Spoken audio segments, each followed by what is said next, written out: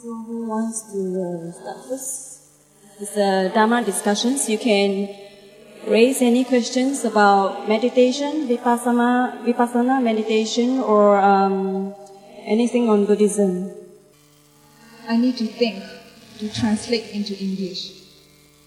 Who would like to help me translate into English? I do not want the audience to wait for me. Thank you very much. Is that a question? It's good if you can write down the questions and so that I can read and clearly understand the question. Sometimes it's difficult even to understand the question. So before we start Dhamma discussion, just to make it an auspicious occasion, we pay respect to the Buddha. So, all of you can recite Namo Tassa. So let's do that. Namo Tassa Bhagavato Arahato Samma Sambuddhassa. Namo Tassa Bhagavato Arahato Samma Sambuddhassa. Namo Tassa Bhagavato Arahato Samma Sambuddhassa. Mr. Eng, who introduced me to you, mentioned that I was a rebel. You know the word rebel? R-E-B-E-L, rebel. Of course you know that. I was told that I was a rebel since I was very young. At that time I didn't know what the word rebel means. But later I found out what the word meant. Because I want to think for myself and do things in my own way. Since I was very young, my parents and my teachers found that I was very difficult to tell. Because I won't listen to anybody. That doesn't mean that I don't respect them. Maybe what they told me was right, or it may be wrong, who knows. So, since I was very young, I started to think for myself and try to find out things that I want to know in my own way. So, it was a hard way and it took longer. But I like learning things the hard way. Because learning things the hard way, you learn it really well. If you take the easy way, you learn very superficially. So I like to teach things to myself. Even when I was young, I like to read books like Teach Yourself, any subject. So when we were young, we have books in the bookshops with the title Teach Yourself. Even now, sometimes I see books like that in bookstores. So, to find out for yourself, you need to work harder. And this also, I learned from the teaching of the Buddha. Since I was about 12 years old, I started reading Dhamma books. Before that, I read a lot of story books on adventures. And about 12, I started reading serious books like Dhamma books, and philosophy books, psychology books. I don't mean to say that I understood everything that I read because I was too young. But anyway, I found myself attracted to Dhamma since very young. So when I was reading Dhamma books, one thing that made me really get interested in the teaching of Buddha is one advice of the Buddha. And I'll recite that in Pali because this is something very that goes very deeply to my heart. And in Pali, Attahi Attano Nato. Anybody read that Pali verse? Any of you read that? Attahi atano nato, kohi nato, pro siya. Has anybody read that? Oneself is one's reliance. How can anybody else be one's reliance? That's the meaning of the 2 lines. And the verse has 4 lines. And the rest of the 2, Attai atano nato, kohi nato parosiya, attanahi su dantena, natang labati dolabam. By training oneself, by disciplining oneself well, one achieves that reliance which is very hard to achieve. Or one attains that reliance that is very hard to attain. So when I was younger, I did not understand the depth of the meaning of this verse. But I understood only very superficially the first 2 lines. Very superficially. But even that has changed my attitude and my life totally.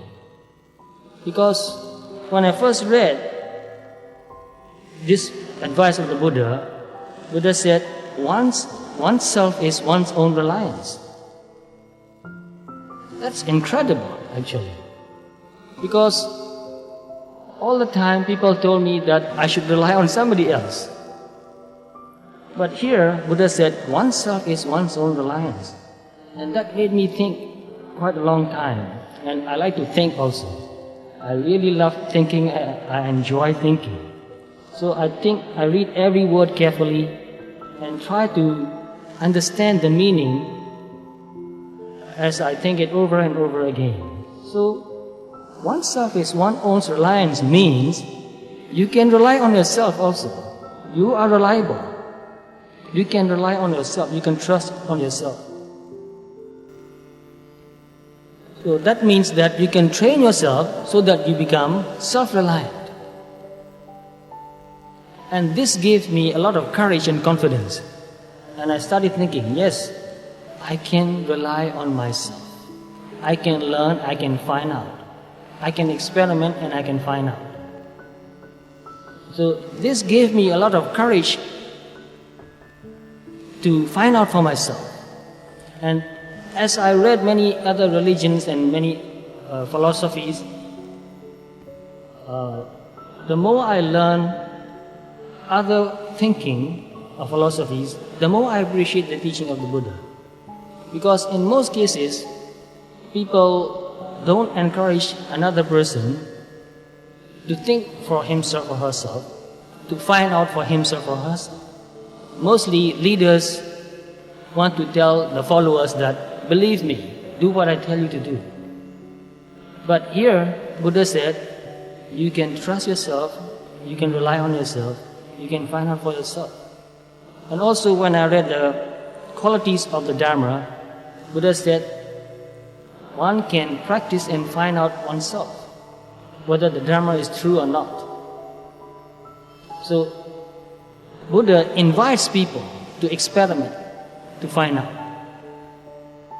So when I think, I can rely on myself, I can learn, I can experiment and find out for myself, I don't mean to say that I don't take anybody's advice. I had many teachers, many good teachers actually, and I'm very grateful to them because of what they taught me. But every time I learn something, I put that into practice. So when put that into practice, I get results. And from that result, I feel, I confirm myself that this is practical, this could be done, and this is good. So all of us need good advice and teaching from other people, but always we must put the teaching and the advice into practice and find out for ourselves. Just to believe something and not to practice it is very superficial.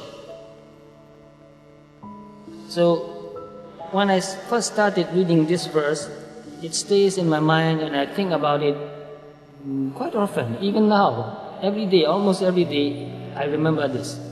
Attahi atano nato, oneself is one's own reliance. Since I learned that, I ask myself the question, how can I rely on myself? Because when we are very young, we rely on our parents to give us everything we need to teach us. We rely on our teachers to teach us and to tell us what to do. But as we grow older, we must find out for ourselves. So I started thinking, I must learn more. I must put into practice what I learned. So since then, I started reading more and more books and think for myself. I made a lot of mistakes, but I also learned from my mistakes. And this is also very important. Don't be afraid to make mistakes. Not knowingly, because when we do something, naturally, because we don't have all the knowledge, we may make mistakes. But if we are afraid to make mistakes, if we are afraid that we will make mistakes, we won't even try. So, fear makes us passive. When you are afraid, you don't want to make a move because you are afraid that you make a mistake. So, don't be afraid. When you make mistakes, people will tell us, oh, you have made a mistake. I told you so. Why don't you listen to me? You don't listen to me, now you have made a mistake. When people told me like that, I said, yes, I did not listen to you and I made a mistake. And now I have found out that this is a mistake. And I have learned from my mistake. So I only remind myself again and again that don't make the same mistake twice. Learn from your mistake. And it's a very good way to learn. But before I do something, I think very carefully. I try to find out all the data I can get, and very cautiously I put that into practice. Therefore, when I make a mistake, before the mistake becomes too big, I become aware that I've made a mistake. So I correct myself immediately. So that way, I've learned the hard way many things that the Buddha said are true. So I encourage, especially younger people, to learn more, to practice more, and find out for yourself. And I believe that most of you here are also learning and practicing. So you may have many questions. Don't hesitate to ask me questions. Write down on a piece of paper and hand that to me. So I'll tell you the meaning of the last two lines also. Attanahi sukdantena nata labati dolabam. By disciplining or by training oneself well, one can attain that reliance which is very hard to attain. So when I was younger, I did not understand what that means. Attanahi sukdantena. By training oneself well, or by disciplining oneself well. What does that mean? How do one train oneself? How do one discipline oneself? How do you train yourself?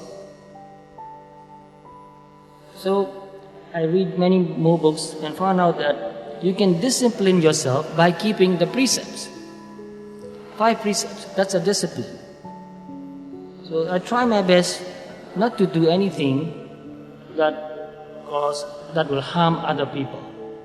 So when I was very young, I was very skeptic and I did not believe in anything, but I believe in a few things, a few principles, a few values. I don't believe in causing harm to any being can benefit me. By giving trouble, by causing harm to another being, I will not get any good result. That is something I believe. So I try my best not to harm other beings.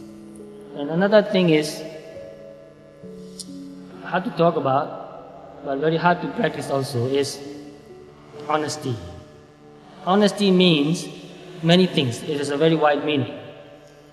And for me, the most important meaning of honesty is not to pretend that you know something that you don't really know.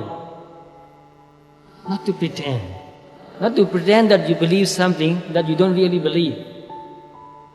And because of that, I got into trouble many times.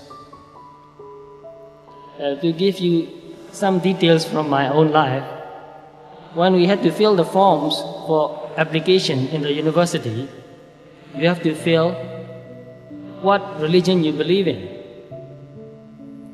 I put down, no religion yet. I can write down anything and nobody will check me and nobody will ask me, but I write down, no religion yet.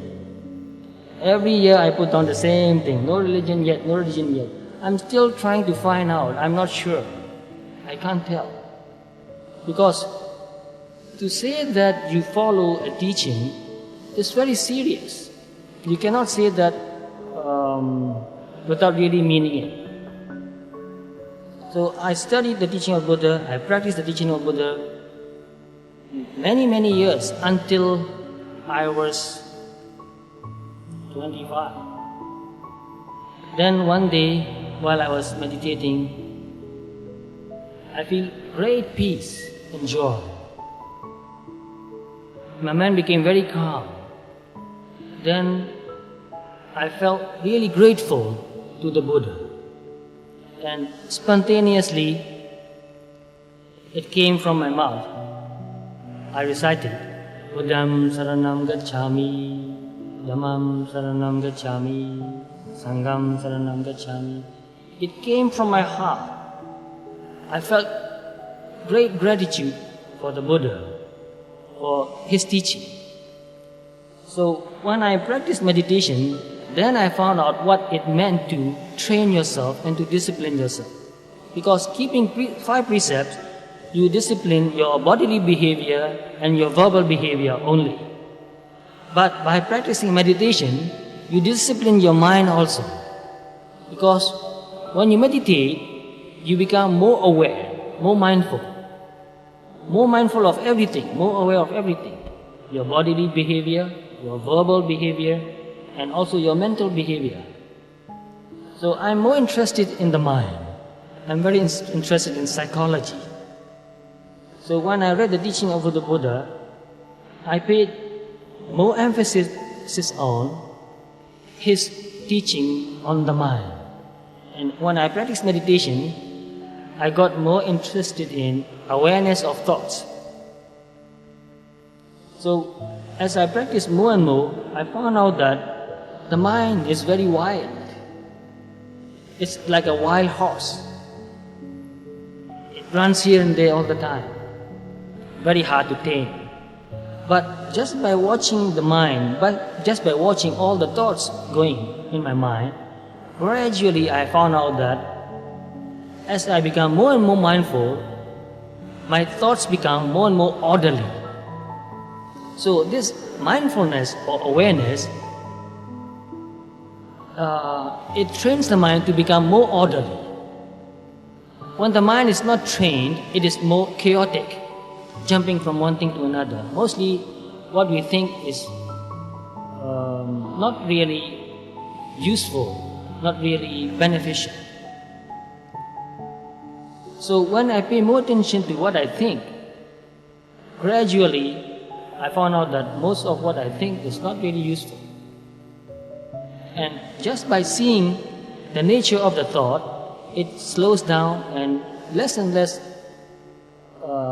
unnecessary thinking or useless thoughts arises. So the mind becomes more orderly, more systematic. Even when I think, I found out that when I'm more mindful, I think more systematically. Even thinking becomes more systematic. It has a direction. It goes step by step to forward to get to the right conclusion.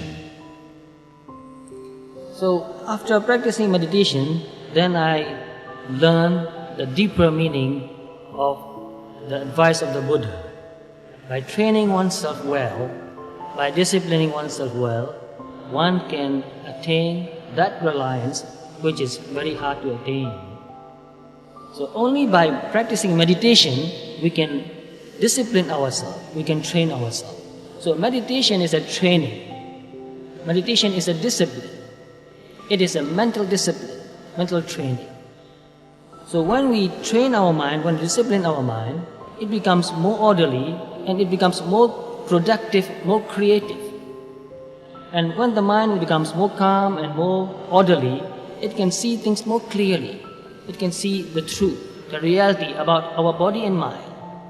So the truth and the reality that we need to know is in our body and mind. It's not somewhere else. It's not out there. So the teaching of the Buddha emphasized to find out the truth about our own body and mind, which we can also call the world. So in the teaching of the Buddha, in many instances when the Buddha mentioned the word world or loka in Pali, it means body and mind. So by understanding our body and mind and how the body and mind works together and how the mind influences the body, how thoughts influences the body, and also how what we see, what we hear, what we smell, what we taste and what we feel affects our mental states, we see the nature of body and mind very deeply. So usually we like to think that we are free. Most of you want to believe that you are free. And I like to think also that I am free. And because I like freedom very much, since I was very young, I became more rebellious because I think that not to obey somebody means you are expressing your freedom. Being a rebel means being free, which was wrong. Because by being a rebel, you cannot be really free, because you're reacting. So reaction is not freedom. Freedom is not reaction. Only after practicing meditation, and especially after practicing awareness of thoughts, I saw that although I wanted to think or believe that I was free, I found that I was not free. Because greed or anger or pride or envy or jealousy motivates most of my actions. I was more influenced by greed or envy or jealousy or hatred or anger. So the more I see how anger or greed or envy or jealousy influence my behavior, the more I feel that I was not free. But the more I see that I was not free, the more it motivates me to become free. And the first thing that I noticed was that when I know that I'm not free, that is a kind of freedom. When you know that you're not free, that is a kind of freedom. Can you understand that? Yes. Because when you don't know that you are not free, you have no hope to become free. So the first step in achieving freedom is to be aware, to know that you are not free. So when I see that my mind is influenced by many things I see, many things I hear, many things that other people said, when somebody says something to me and I get angry, I see that, well, I'm angry. And who is making me angry? Somebody else. So I thought, if another person can make me angry, am I free? My answer was no. If somebody can influence my mind so strongly and so immediately, how can I say that I'm free? And when I see something, I feel greedy. I want that. When I watch my mind keep thinking of what I want. And when I need to study something, I can't concentrate my mind on what I want to study. My mind goes back to thinking about what I want. And the stronger the desire, the more I think about it. So I became aware of that mental states too. Oh, I want that. I keep thinking about that. I can't concentrate my mind on what I want to study. Then I know that, oh, my mind is not free. The desire is like a trap, it's like a prison.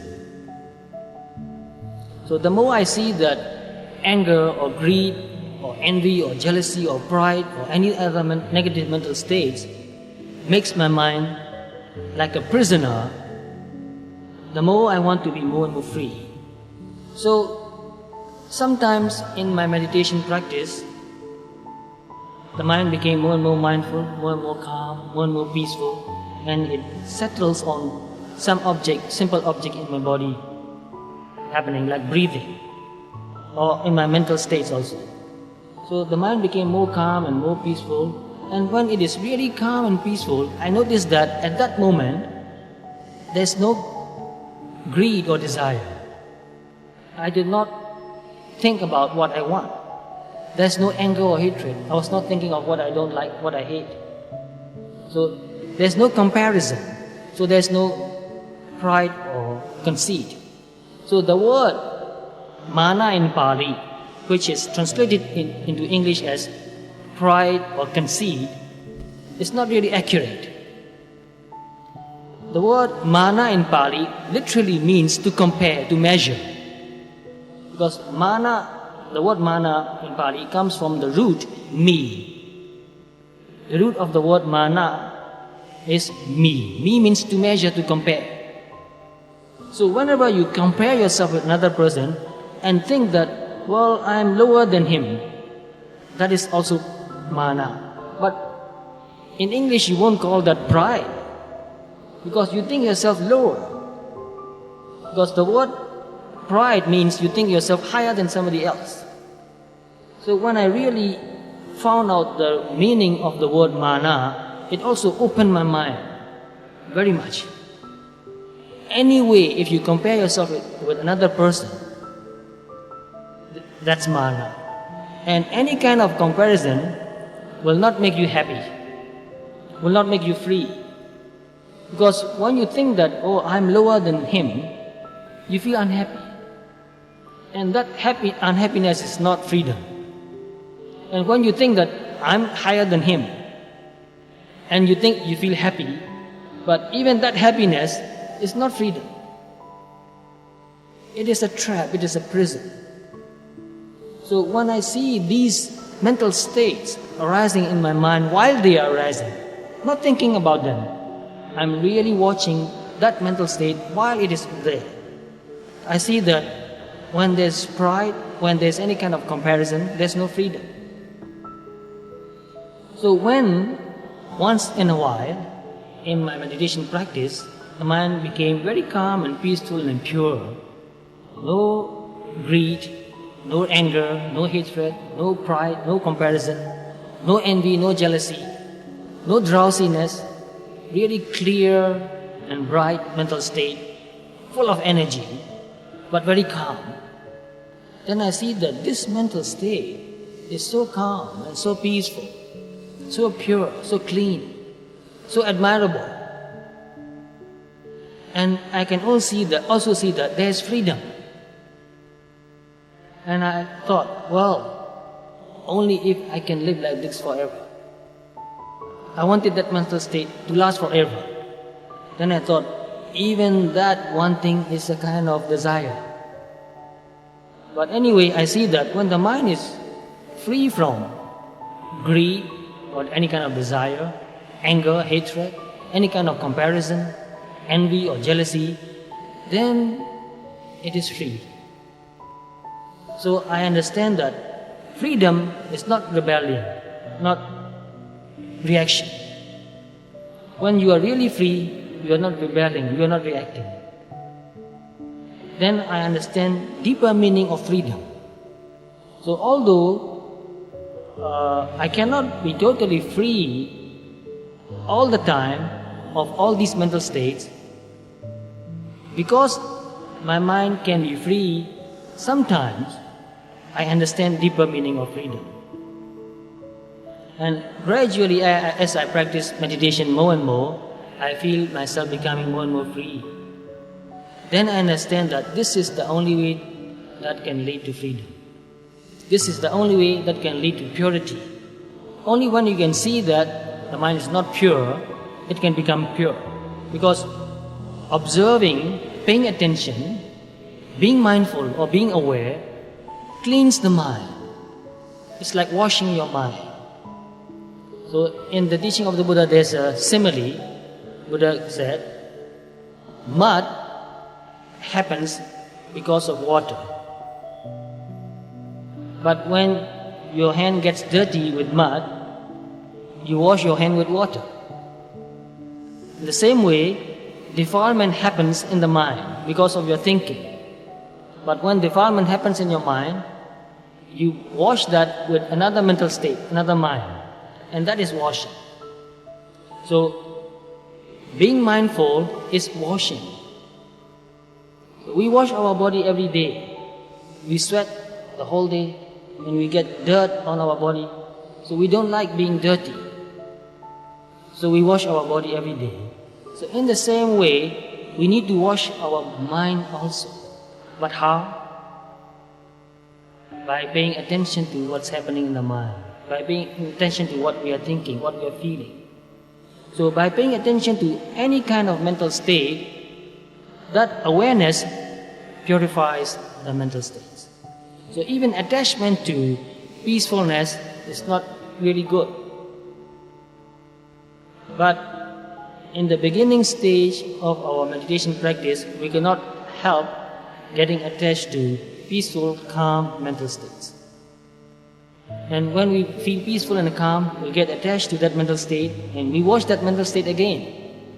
Oh, attachment to calmness, attachment to peacefulness.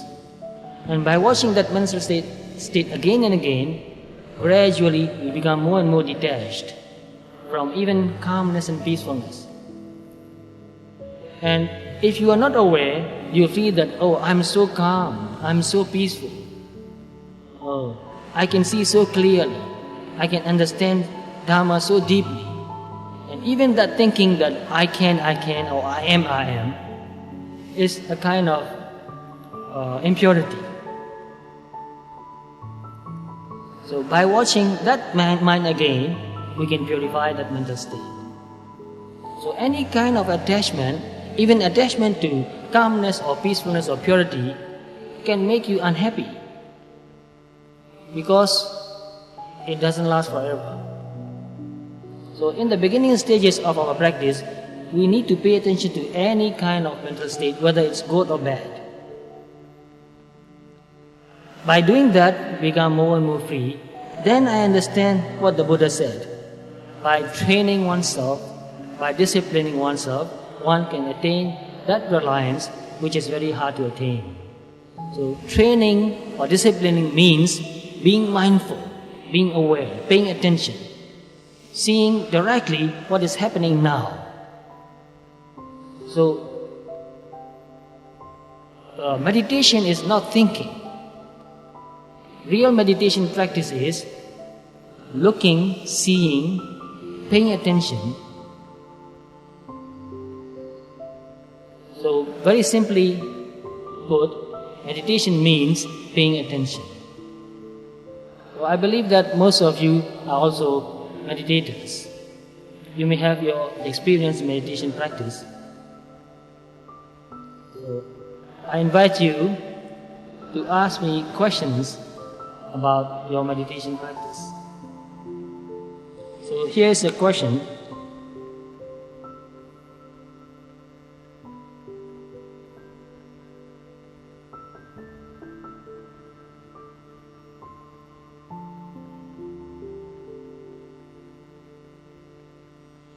Well, this question is a long question. It is written in Burmese. So for those who cannot understand Burmese, I'll translate that into English. So this person said, the last time you came to Singapore and gave a Dhamma talk, you said something which very suits me. You said, when you make a mistake, correct your own mistake. Since then, whenever I make an honest mistake, I remember what you said. And when I remember what you said, the unhappiness for making that mistake, stop.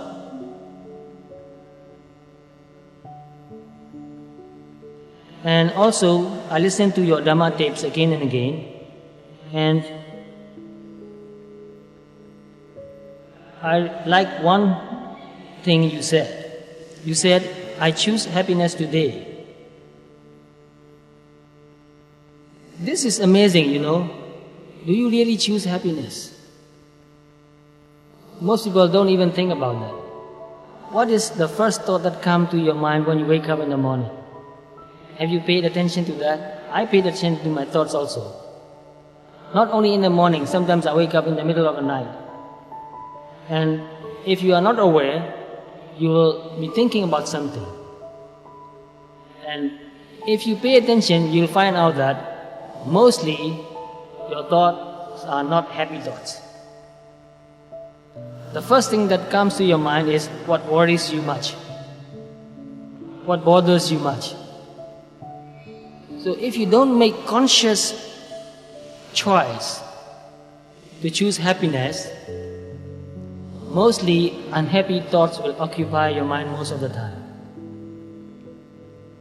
So it is important to make a conscious choice to choose happiness. To remind yourself that I choose happiness. But even though you choose happiness, unhappy thoughts will come to you, will appear in your mind.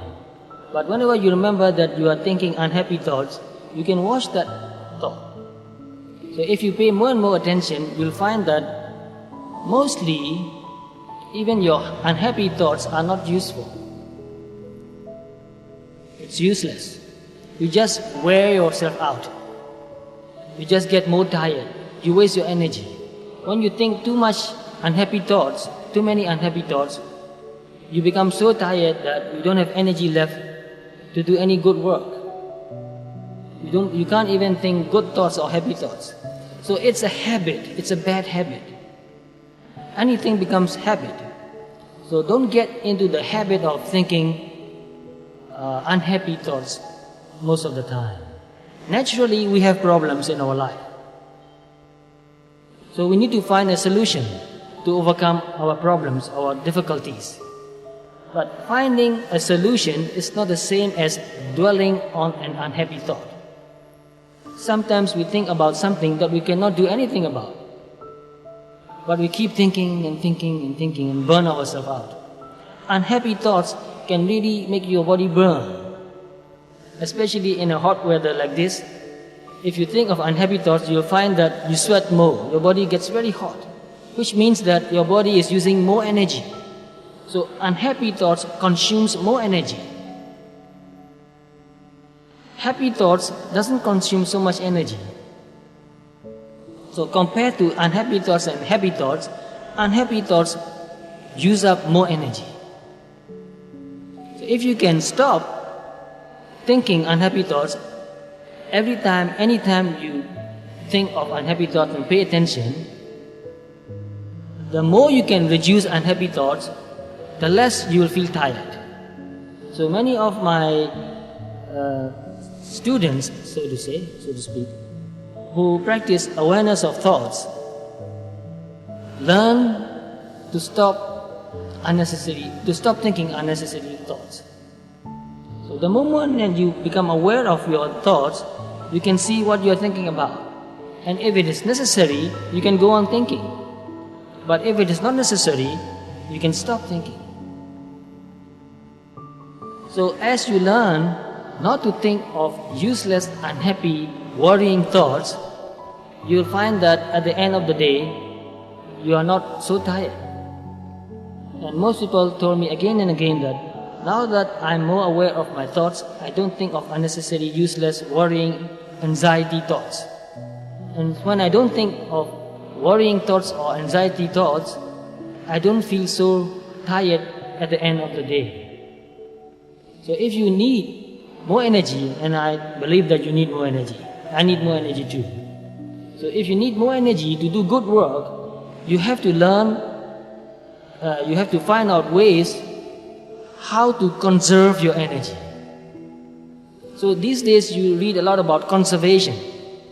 conservation of this, conservation of that, conservation of energy. So now even you have bulbs which uses less energy, because scientists know that when you light a bulb, 90% of the energy is transformed into heat, not to light. Only about 10% of the energy becomes light, 90% of the energy becomes heat. So you don't want heat when you switch on a light. You only want light. So in the same way, if you don't want to waste energy, you need to find ways to conserve energy. Because especially in our body, we have limited amount of energy. No matter how energetic you are, still you have limited amount of energy, limited amount of time. So if you want to be more productive, you need to find ways to conserve your energy. And the one thing that wastes most of our energy is unhappy thoughts, angry thoughts, worrying thoughts, anxiety. That wastes a lot of energy. So no matter how much you eat, if you think worrying thoughts, you will not feel energy. You won't have energy.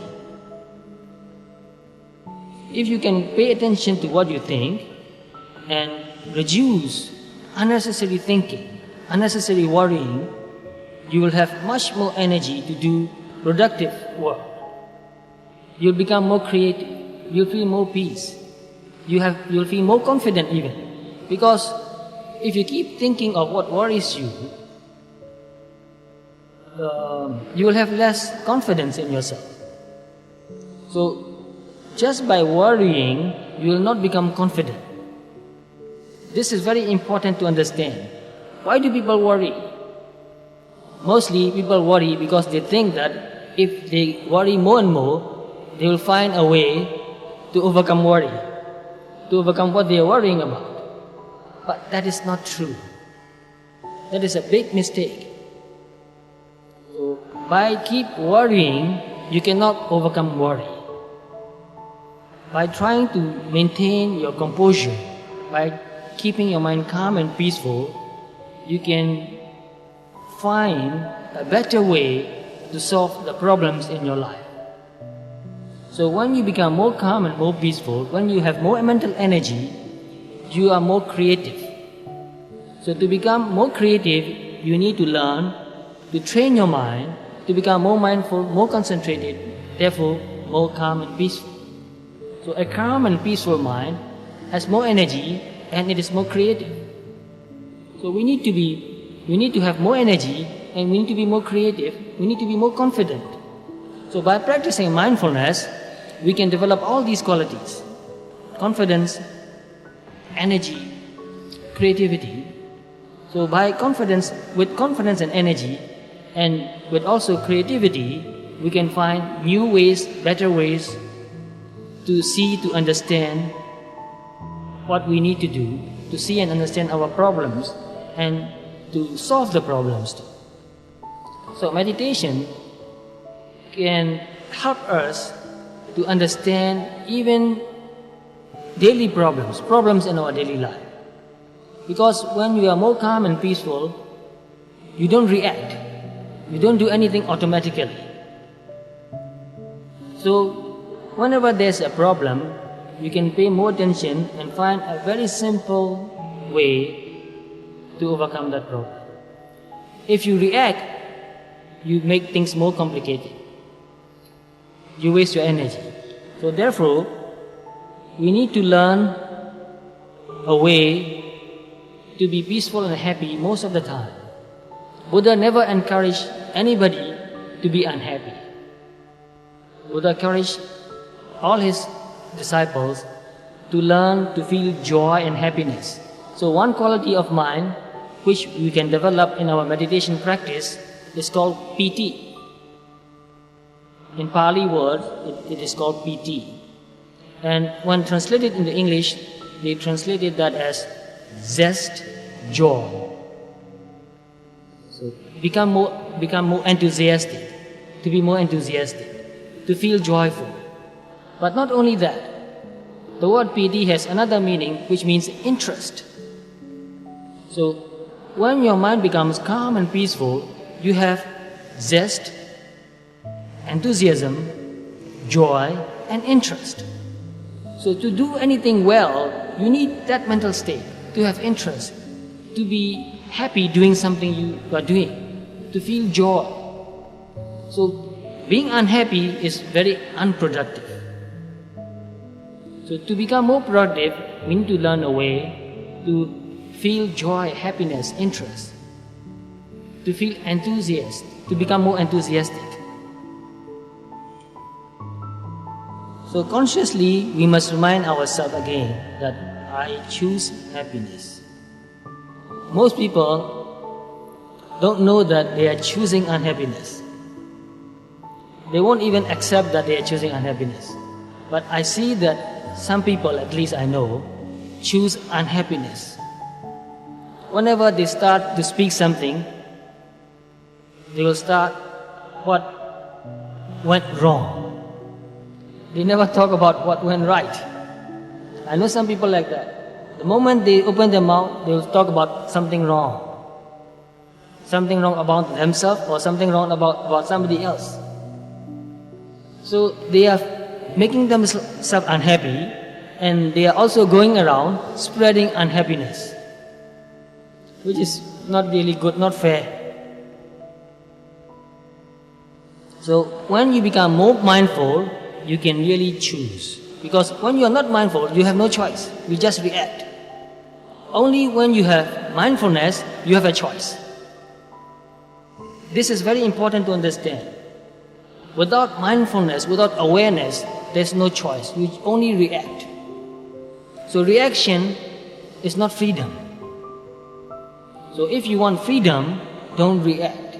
Be mindful and choose. So when you become more mindful, then you have choice, then you have freedom. So we want choice, we want freedom. So can you choose your thought? If you cannot choose your thought, do you have freedom? No. So when we talk about freedom, we need to go very deeply to find out what we really mean by freedom. So when you become more mindful, then you can see what's really happening. Then you have a choice and freedom.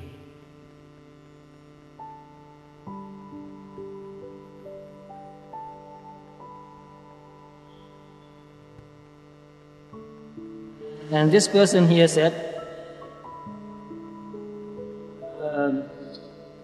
in brief, I want a gentle mind, a clear mind, a free mind, a cool mind, and a mind which is satisfied. Although I want that kind of mental state all the time, mostly my mind is not gentle. Which is true. But this is where we start. This is where we begin to practice. First, you know that your mind is not gentle. It's very aggressive. It's angry, upset. Therefore, when I encourage people, my friends and my students, to pay attention to what they are thinking, the first thing they report me is that self-knowledge is no good news, they said. When I look at my mind and pay attention to what I am thinking, mostly what I see is not good. That's okay. First of all, we need to see that. Habitually, we are thinking of negative thoughts. But only when we become aware of our negative thoughts, gradually we can overcome those negativities, those negative thoughts.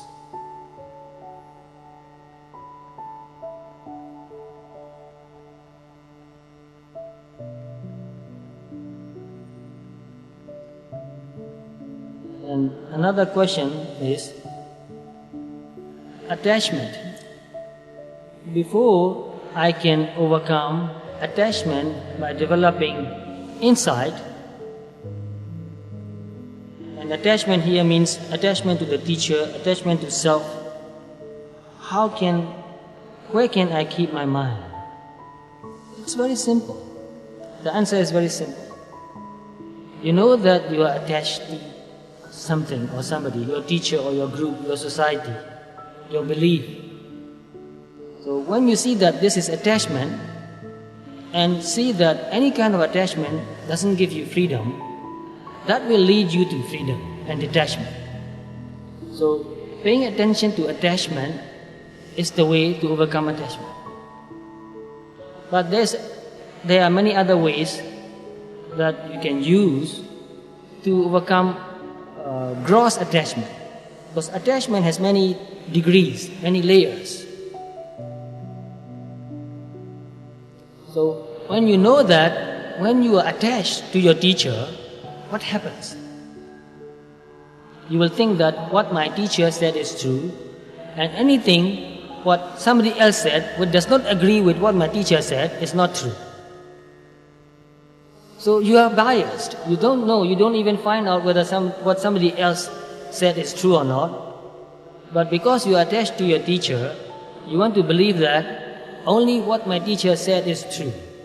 Anything that does not agree with my teacher is not true. Which is something Buddha warned us against. Don't believe something just because your teacher said that. Have you read that in any sutta? Do you know any sutta? Kalama Sutta. Yes, Kalama Sutta. Buddha said that. Don't believe something just because your teacher said so. Don't believe something just because it's in the Tipitaka or in any textbook. Don't believe something just because it is logical. Don't believe something just because it agrees with your own thinking. So there are many points in that sutta, Buddha said. And ultimately Buddha said, don't believe something because it's the Buddha who said that. So Buddha did not encourage any kind of blind faith, any kind of attachment. So Buddha encouraged total freedom to find out for yourself. Practice and find out. So you know that attachment makes you biased. So when you are biased, you are not fair. When you are biased, you are not open-minded. So when you know that any kind of attachment makes you not free, not fair, any kind of attachment makes you biased, and when you see that you are attached to, you don't encourage yourself to get more attached. So watch your attachment more and more, and you will find that attachment makes you feel tired, and you don't want to be tired. So this is the question in this. So there are a few more questions here. Many questions. Wonderful. Very interesting questions. Well, this is a very good one. What is the price of freedom? Is it responsibility? Well, we must remember when we use the word price. Because whenever we use the word price, we think of going and buying something. And we are very reluctant to pay the money. We want to bargain. Well, can you reduce the price? So, when we use the word price here, what is the price of freedom? We may be thinking that to get freedom, we must give up something precious. Is that the kind of idea in your mind? Whenever we use the word price, we think that to get something, we lose something. So do you lose something when you become free? What is that something you lose when you become free? And here, is it responsibility? So we want to think that to have freedom, we must be responsible. So that's the price we pay. So are you reluctant to be responsible? So words are very important. We need to use words, but we need to be very clear about what we want to mean, what we mean by that word. Of course, in the worldly sense, responsibility and freedom comes together. A person who is not responsible is not worthy of freedom. For example, to give you a very simple simile, when you drive on the road, you must be a responsible driver. Because if you make a mistake, not only you hurt yourself, you hurt other people too. You may even kill another person. You may even kill yourself. So you must be very responsible. When the traffic light turns red, you must stop. You have no choice. So that's your responsibility, very strict. So you are free within the rule or law. You have to keep the traffic rules to have freedom to drive on the road. If you cannot keep the traffic rule, you are not free to drive on the road. So keeping the traffic rules is being responsible. So a person who cannot be responsible cannot be trusted to have a license to drive the car on the road.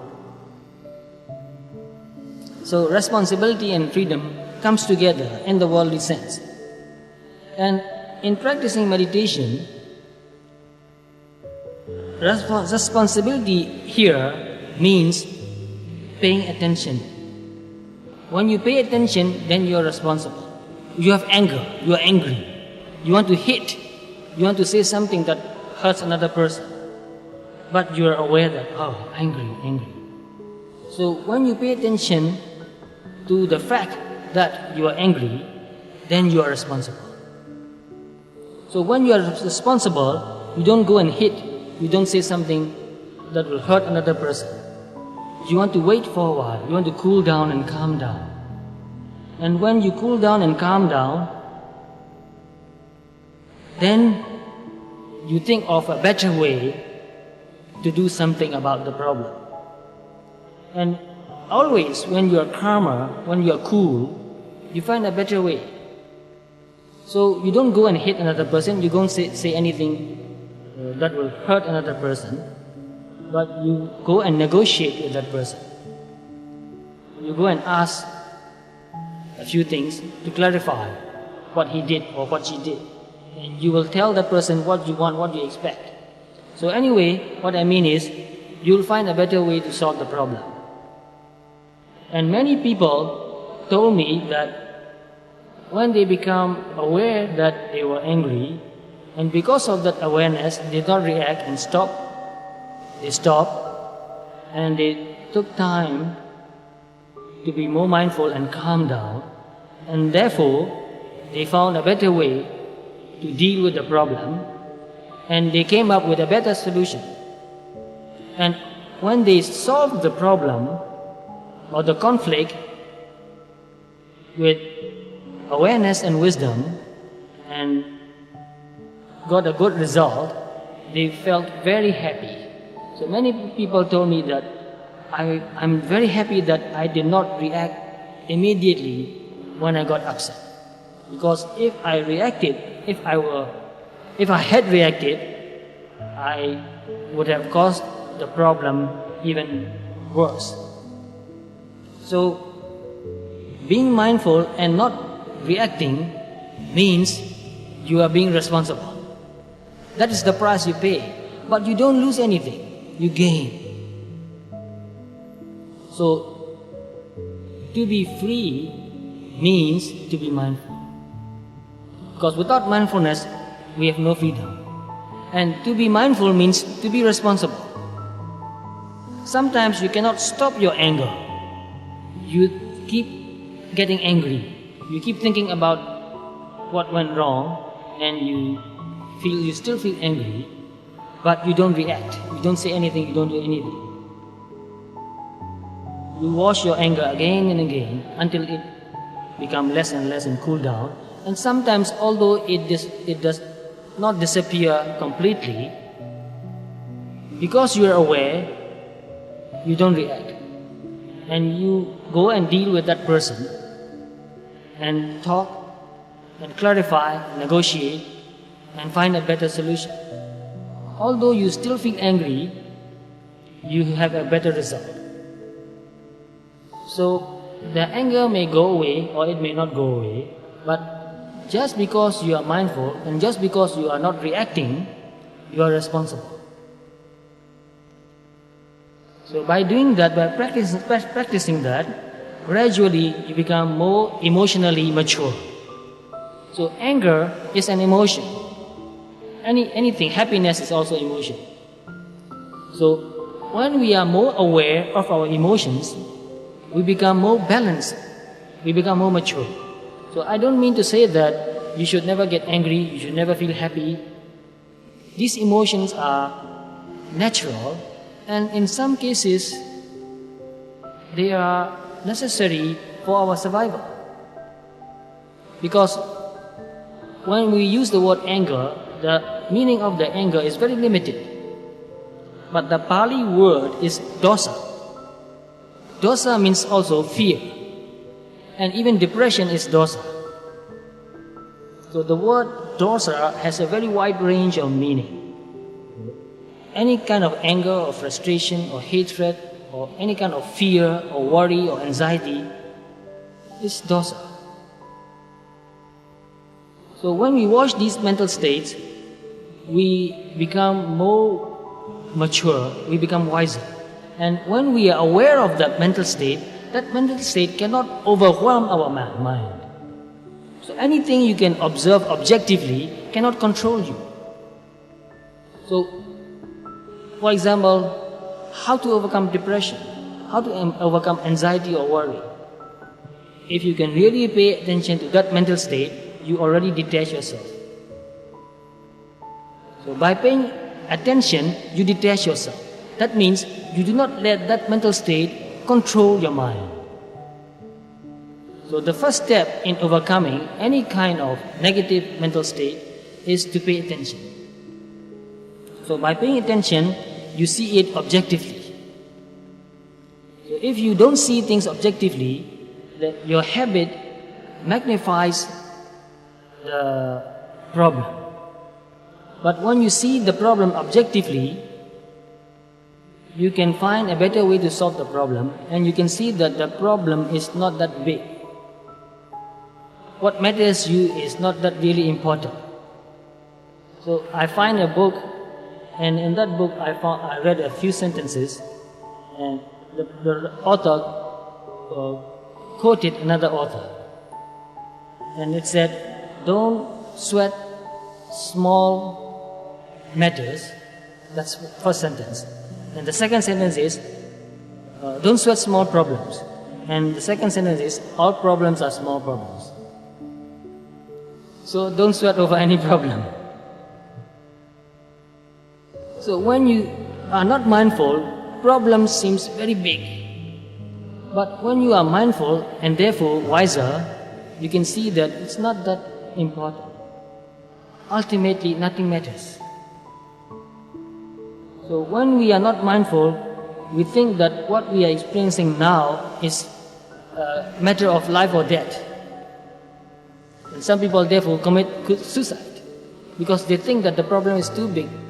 So they try to solve the problem by killing themselves. Recently, one person told me whether it's a good decision to commit suicide. I said, so killing yourself never solve any problems. She wanted to solve a problem, and she thought that by killing herself she will solve the problem. But killing yourself never solves any problem. So when you are not mindful, your emotion overwhelms your mind, and you cannot find any good solution. Therefore, you need to be very mindful, not to let your emotion run your life. Emotions are okay, but don't let emotions run your life. Be aware, be mindful of your emotions.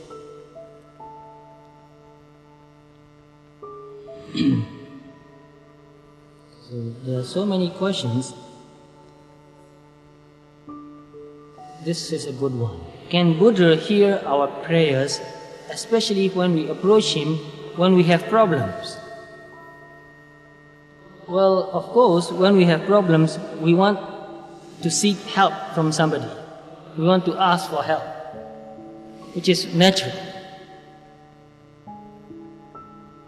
And so we go to the Buddha and pray, Buddha, help me solve the problem.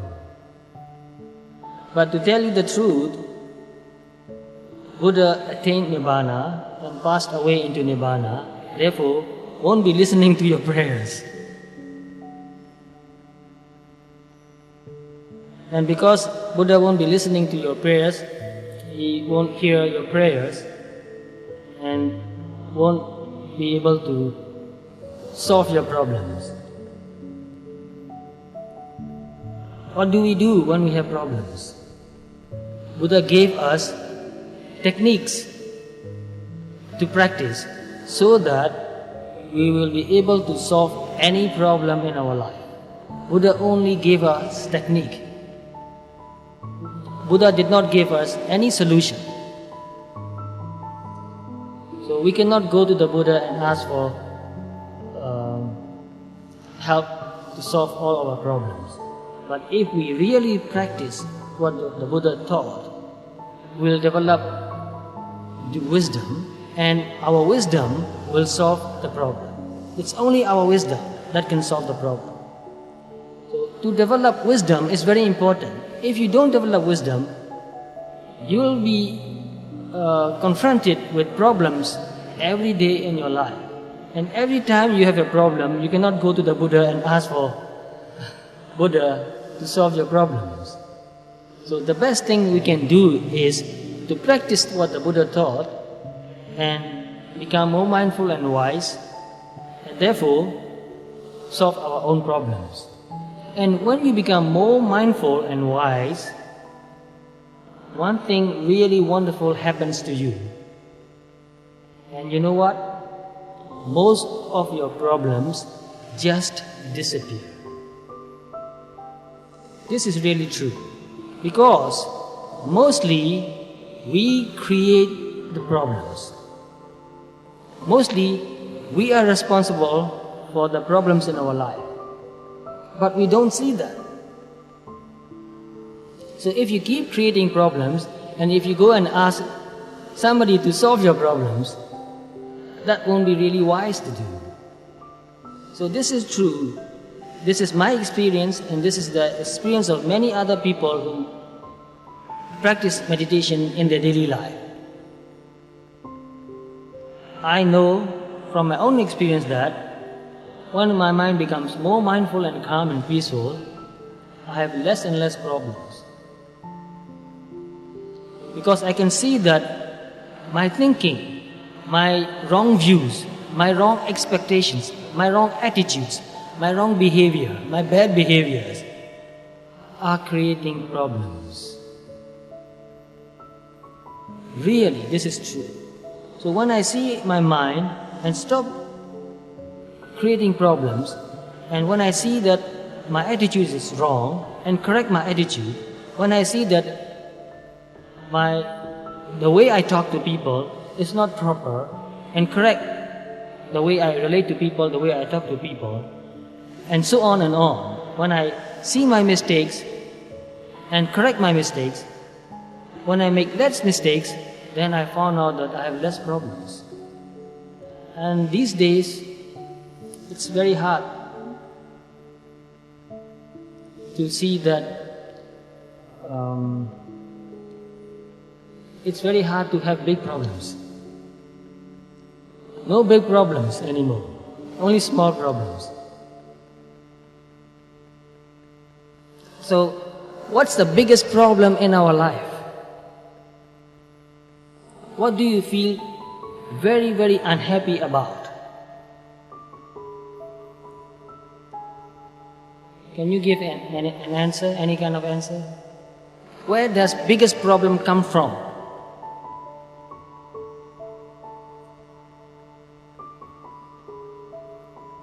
The source of our problem is in the mind. But when we have problems, mostly it's about somebody else. Is that true? What makes you most unhappy is your relationship with other people.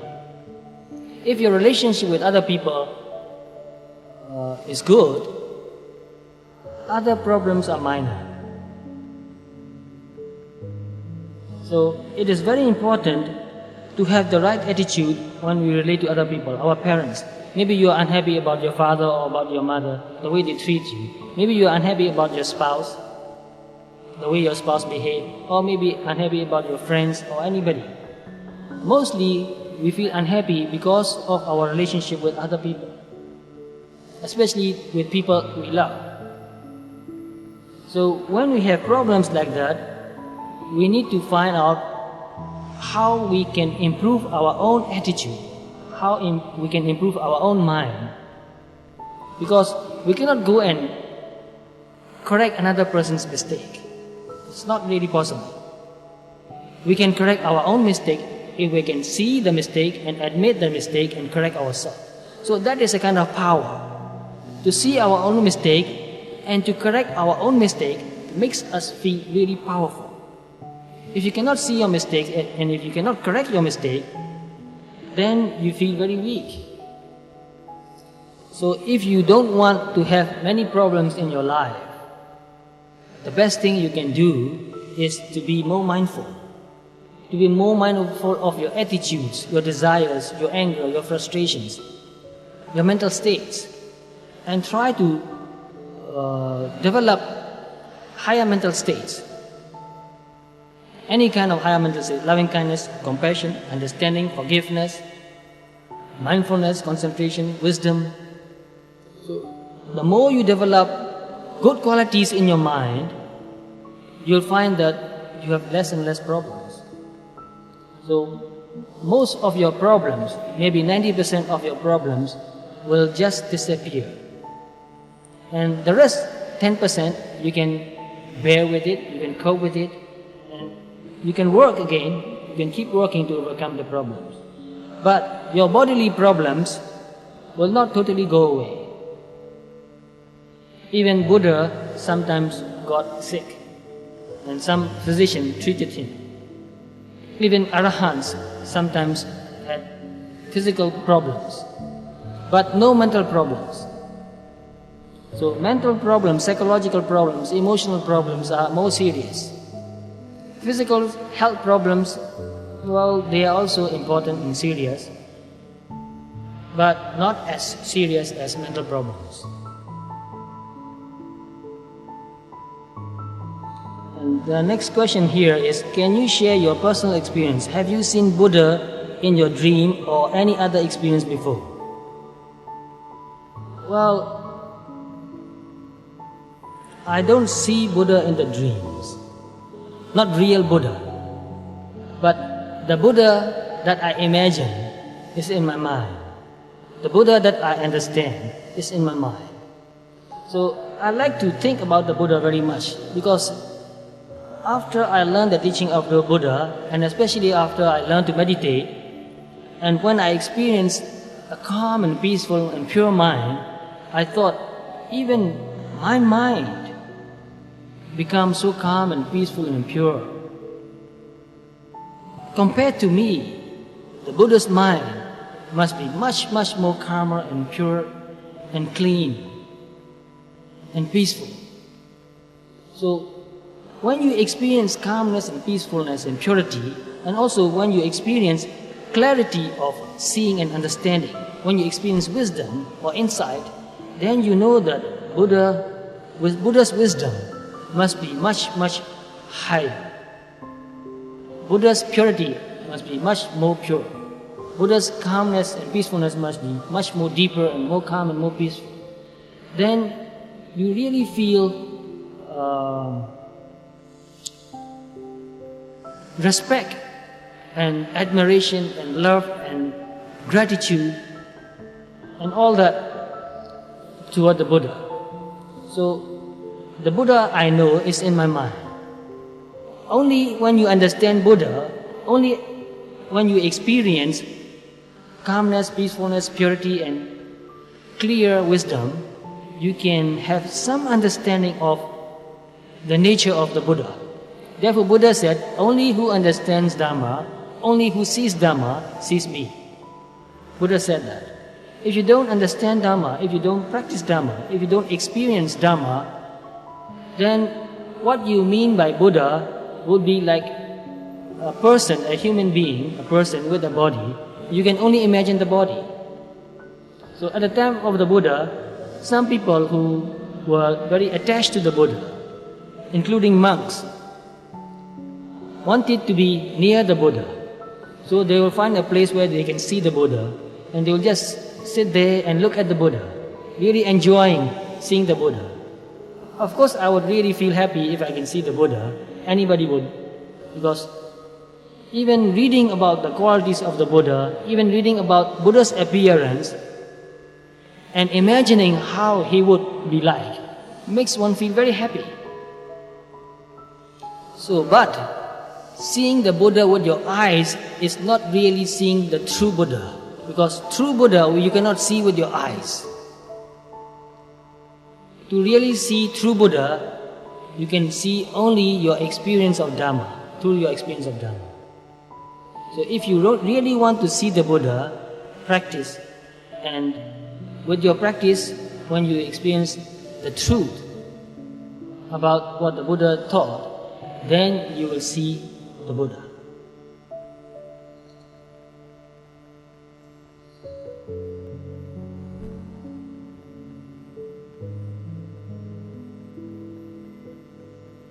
Wow, this is a very good question.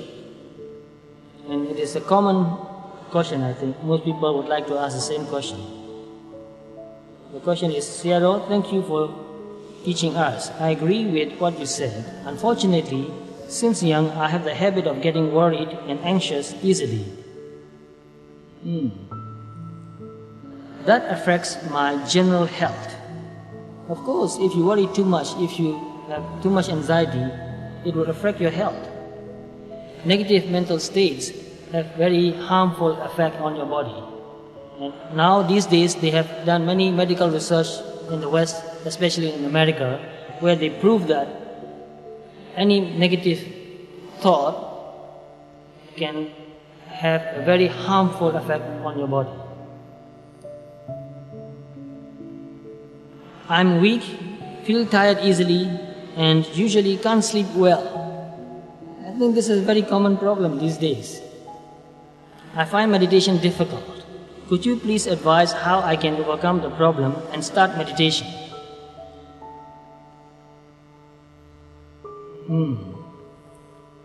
Maybe meditation is difficult in the beginning.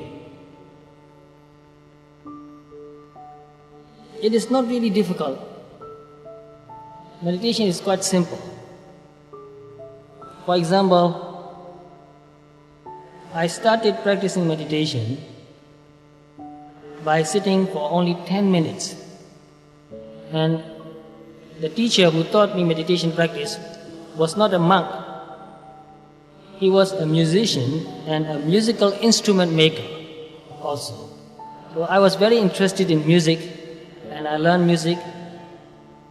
So he became my teacher, and also music teacher, and also meditation teacher. I visited his home in the evening and studied music from him. And after music lessons, he asked me to sit and meditate. So I agreed and sat with him.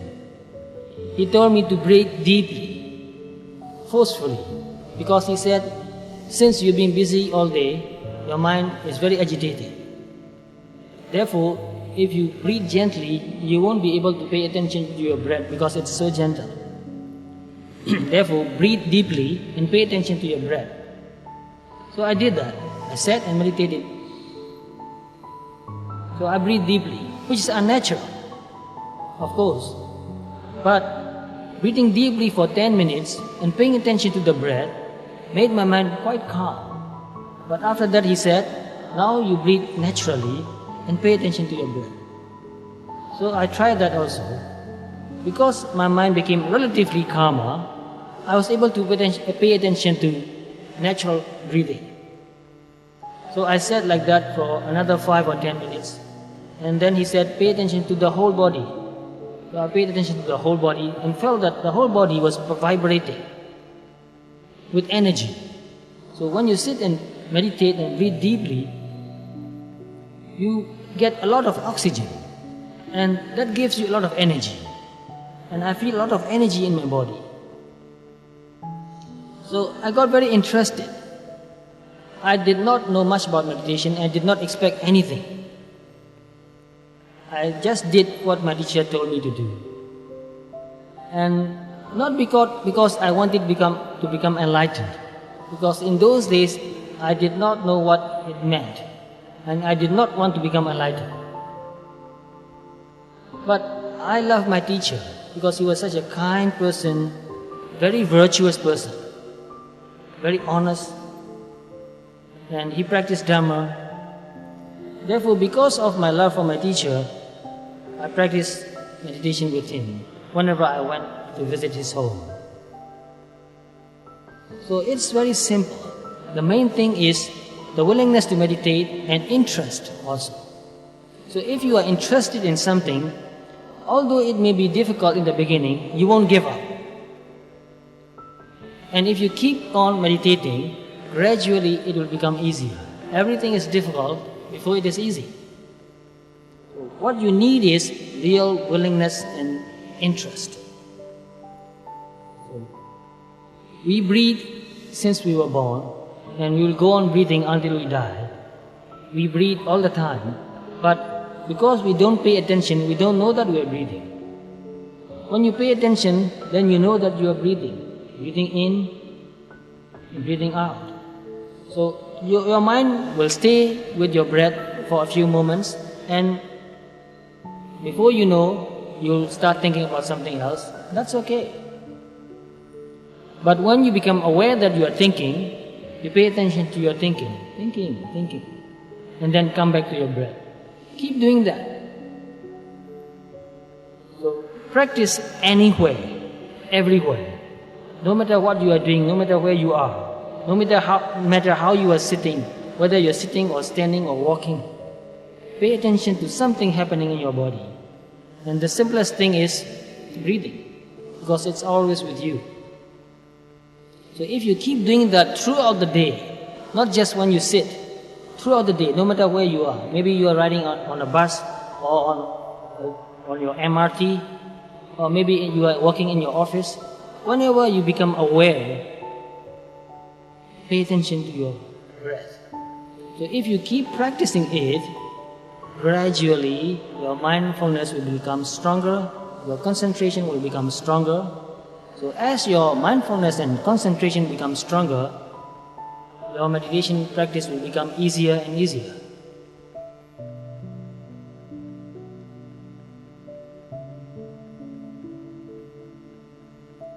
And the question continues. The problem is I can't concentrate and observe my mind when I'm weak and tired. Well, you can even pay attention to feeling tired. Can you do that? Anything that you feel, that you experience, can be and should be the object of your meditation practice. Anything you feel, even headache or tension, any pain, any sensation that you feel, should be and can be the object of your meditation practice. So meditation is paying practice, no matter what. Just paying attention is meditation. So you can pay attention to feeling tired and headache or tension in your neck or anything you feel in your chest, in your abdomen, in your legs, in your feet. Whatever you feel, pay attention. That is meditation.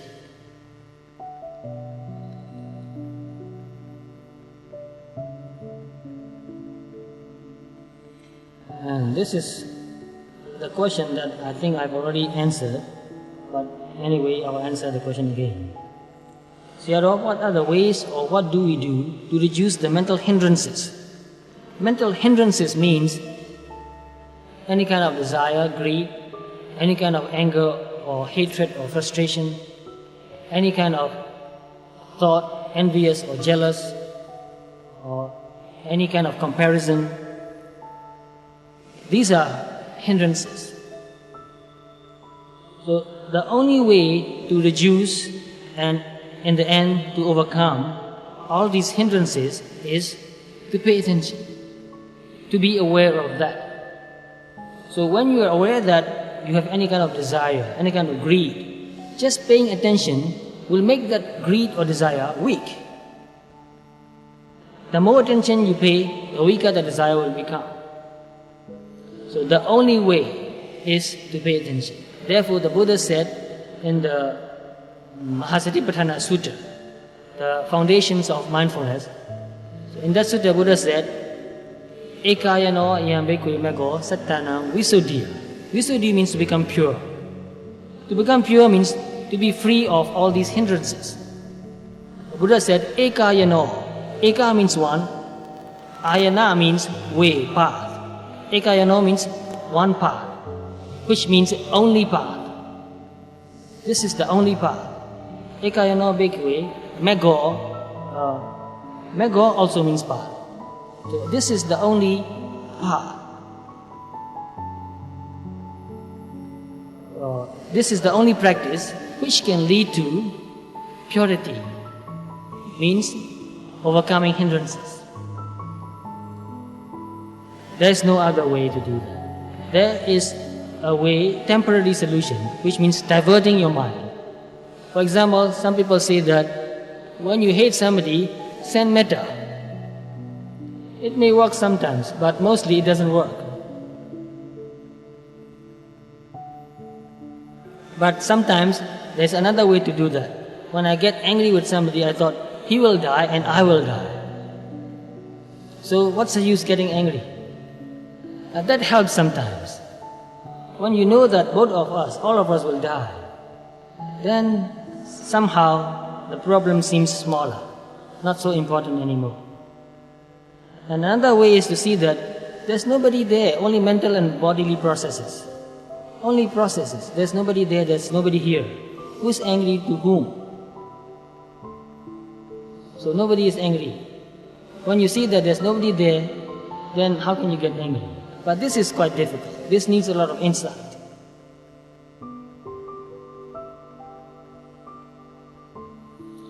Can we still progress in meditation if we have difficulty in reducing the mental hindrances? Yes. Because, as you know, a person who has attained the first stage of enlightenment is still not free from all greed. That person is free from certain type of greed, but not all greed. That person is free from certain type of anger, but not all anger. So you do not need to be totally free from all these hindrances. To see that these are only hindrances, like say for example, when you have any desire, you see that this is desire, a natural process, a mental state, which means this is not me, this is not myself, this is not mine. When you see that desire is desire, not a person, that is a progress. So to see that desire is a progress. Although desire still happens, you have made some progress. To see that anger is anger, not a person, just a mental state which arises and passes away, that is a progress. To see that anger is not always there, only when the object, the mental object, what happened, the thought arises, then there's anger. When we are not thinking of what makes us upset, we are not angry. But the moment we start thinking of what makes us angry, we feel angry. So when you see that natural cause and natural effect arising and passing away, you don't take it so seriously. And that is progress. So we can still make progress although we are not reducing hindrances. But when you see that desire is desire, not a person, you are already reducing one hindrance, wrong view.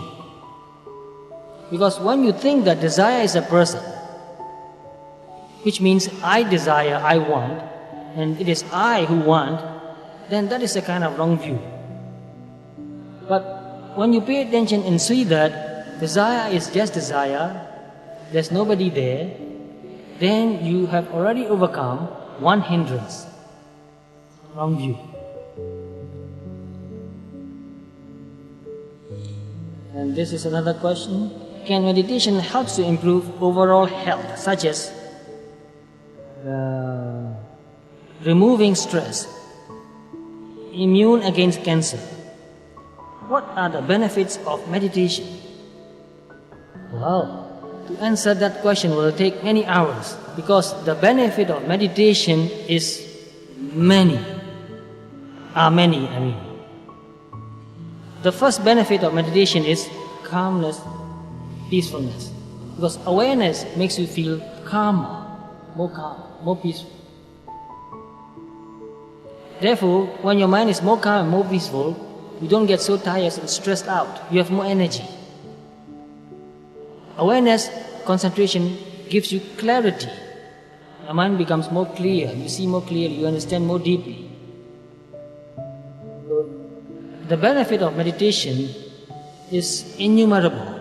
I have made a list, thinking that someday I'll give a Dhamma talk on the benefits of meditation, because I will need a couple of hours to explain in detail the benefits of meditation.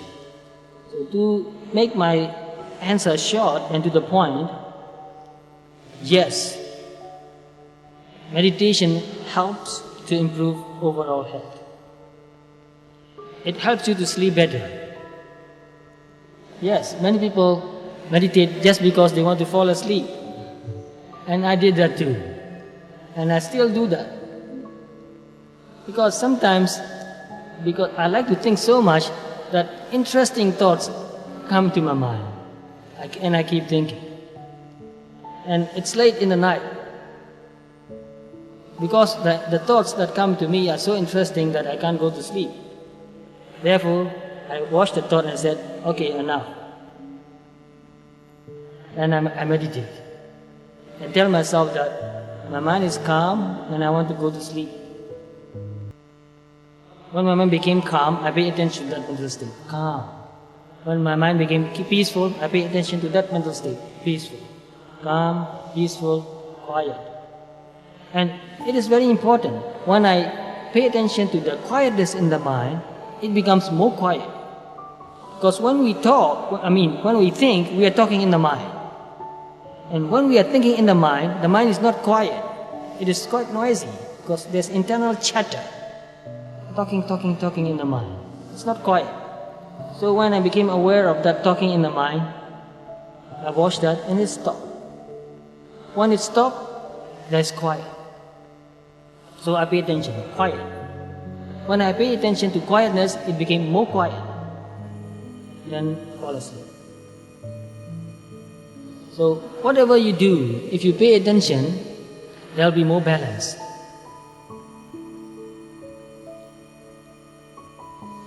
Immune against cancer. Yes, it improves your immunity. When you meditate, your body produces a kind of hormone which is called endorphins. Endorphins, the word is plural, because there are 3 different kinds of endorphin that the body produces. It is called endogenous, it is a combined word, 2 words combined. Endogenous morphines. You know the word morphine? What it means?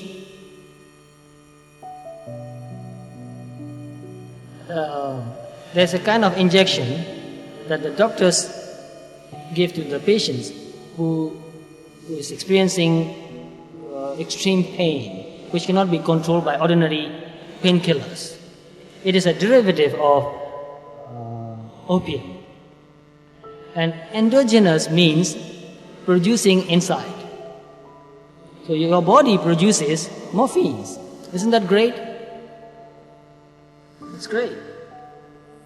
So when you meditate, when the mind becomes calm, the body produces more endorphins. But it's not the same as that injection. Because that injection makes you feel less aware, less mindful. It makes you feel sleepy and drowsy. But the endogenous morphine, which is called endorphins, makes you feel calm and peaceful, but still makes you alert. And when the body has higher level of endorphins, it stimulates the immunity, the immune system of your body. So it improves the production of B cells and T cells, immune cells. So there are many different kinds of immune cells: helper cells, suppressor cells, and killer cells.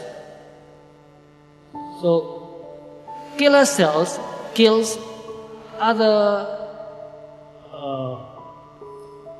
cells or any other kind of organisms that comes into your body. So when the body cell transform, how do I say that, become cancer cells, the immune system detects that and destroys that. So when you have higher immunity, it can destroy cancer cells. And nowadays, there are doctors in America who teaches meditation to cancer patients. And they have proved, statistically of course, not everybody overcome cancer disease.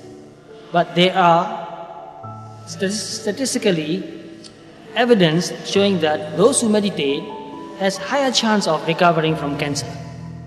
This has been proved statistically. Therefore, there are now many hospitals where doctors teach patients to meditate. And there's a book written by a doctor called Dr. John Kabat-Zinn. He worked as the department head of behavioral medicine in Massachusetts Medical Center. It's a teaching university and also hospital. And he wrote a book called Full Catastrophe Living. And the subtitle of the book is Overcoming Pain, Illness and Stress by Using the Wisdom of the Body and Mind. So that's a very interesting book, and you will benefit from reading that book, whoever asked this question. So there's no doubt that meditation can improve a person's health. Not only a person's health, meditation can improve the quality of your life in every way. It can even improve your study, it can even improve your business, your work. It can improve your creativity. It can improve your relationships because you are more aware. You don't say things that will hurt other people. So if you really want a better life, one thing you can really do is to meditate, to become more aware of your mental states. And this is also a way of expressing our love for ourselves. If you really love yourself, meditate.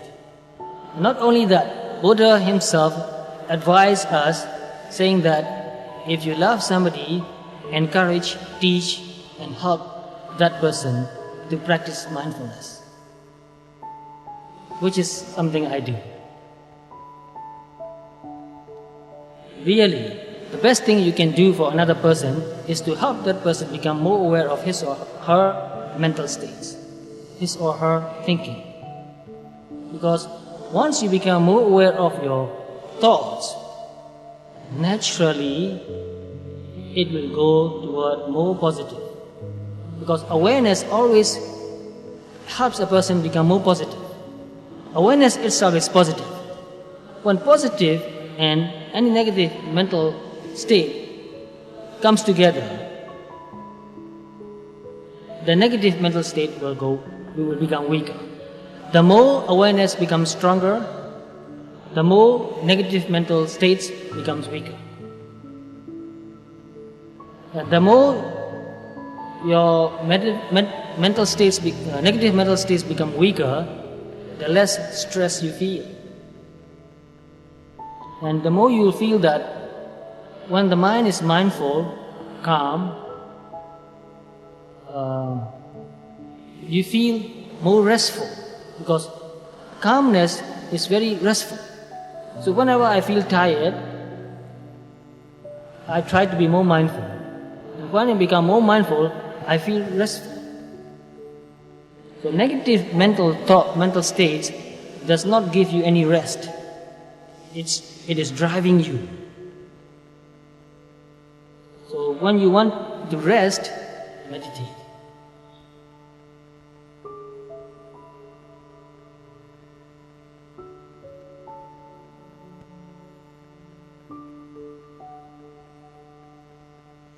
Can we practice meditation without a teacher? Yes, we can. Many people do. And the second question is it dangerous? If you practice it in the wrong way, it is dangerous. But what does wrong way means? And what does right way means? If you understand what meditation is about, you cannot practice it wrongly. Meditation is paying attention. Can you make a mistake paying attention? It's not creating anything. If you try to create any state, you may make a mistake. So meditation is paying attention. Whatever you feel, you pay attention, and it cannot go wrong. You will not make a mistake. But if you try to create some state, maybe you can make a mistake. And if you expect something which is not natural, which is not proper, and with that expectation, if you meditate, it can distort your mind. It can twist your mind. So don't expect anything. But you can expect something. That is, I want to know what is happening in my body or in my mind now. You want to know. That's the only thing you expect. If you don't expect anything else other than wanting to see what is happening in your body or in your mind now, and you pay attention, you can never make a mistake. And it is not dangerous. But if you want to create any kind of image, or if you expect anything, that expectation itself can twist your mind and distort your mind. It can be harmful. I cannot go into detail because more questions and not enough time.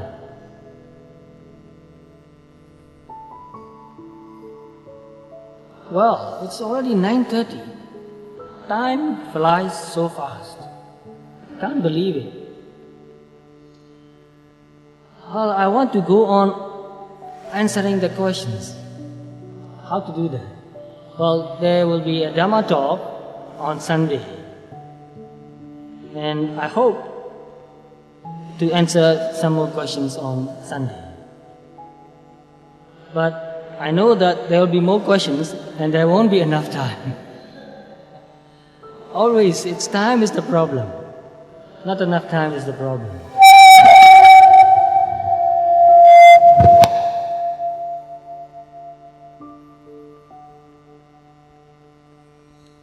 So, it's very nice to see you today here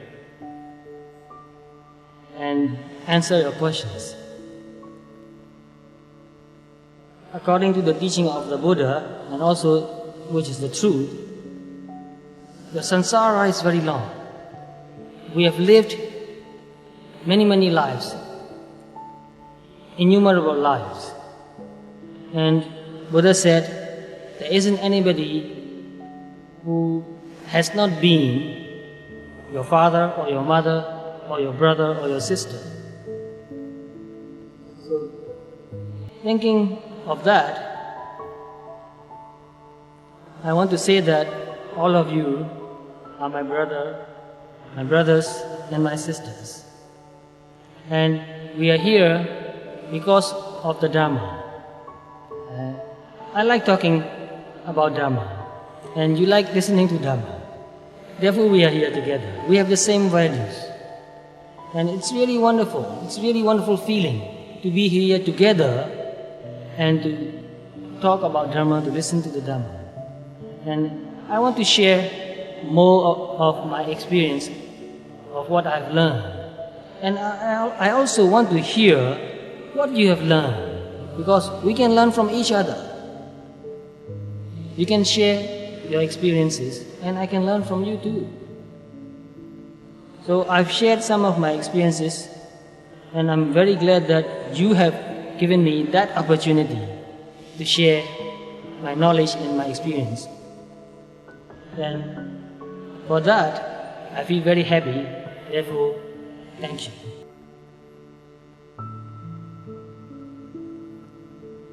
Very much, Theodore, for your valuable teachings. Brothers and sisters, Theodore will be here in Singapore until next Friday, 28 June. This coming Sunday at 7 p.m. here in this temple, he'll be giving another talk on the Mangala Sutta, so please come. As for the other days, if you have any questions, you can pay a visit to Theodore at this address. If you're interested, please write it down. Block 101, Bukit Batok West, Avenue 6, Hex 11-30. And please go after 5 p.m. Call first before you go. The telephone number is 666 50243.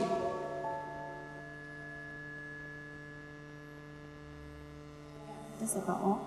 And this coming Sunday, our morning service will be led by Brother Sebastian Wong of Palalai Temple. So if you're interested, please come as well. Thank you.